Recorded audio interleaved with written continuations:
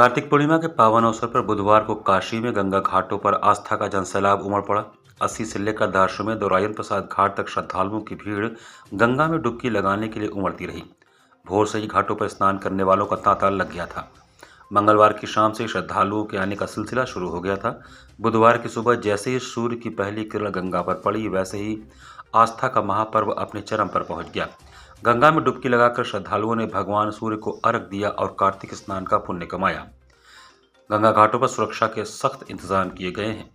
स्थानीय पुलिस, जल पुलिस और एनडीआरएफ की टीमें तैनात रहीं। 80 से लेकर राजघाट तक घाटों पर बैरिकेडिंग की गई थी ताकि भीड़ को नियंत्रित रखा जा सके।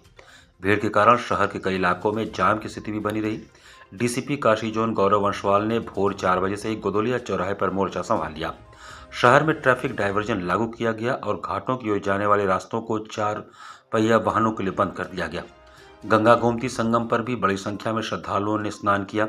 सुबह से लेकर दोपहर तक आस्था का यह प्रवाह अनवरत चलता रहा।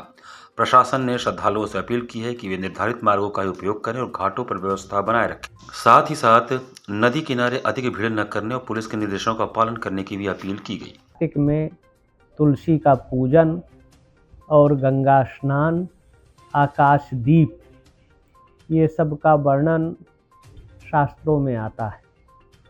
काशी का प्राण तत्व यहाँ की गंगा थी, जो उत्तर वाहिनी जब से गंगा यहाँ आई, भगीरथ ने जब गंगा को लाया था 5,000 साढ़े 5,000 वर्ष पूर्व, और गंगा सागर में जाकर जब मिली तो उनके पूर्वजों की मुक्ति का आधार गंगा थी।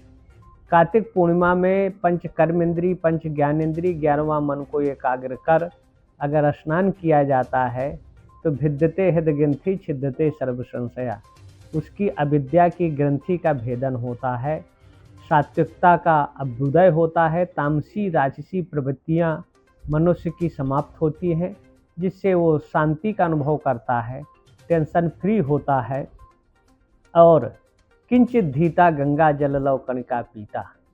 हाँ, कार्तिक पूर्णिमा में अगर एक कण भी गंगा जल पी लेगा तो उसके अनेक जन्मों का पाप या तामसी प्रवृत्तियाँ नष्ट होती हैं, मुक्ति का मार्ग प्रशस्त होता है, भगवान की कृपा उसको साध्य होती है। हाँ, लाखों लोग, वैसे तो करोड़ों लोग देश में, लेकिन 8-10 लाख लोग सुबह 3 बजे से गंगा में स्नान कर रहे हैं।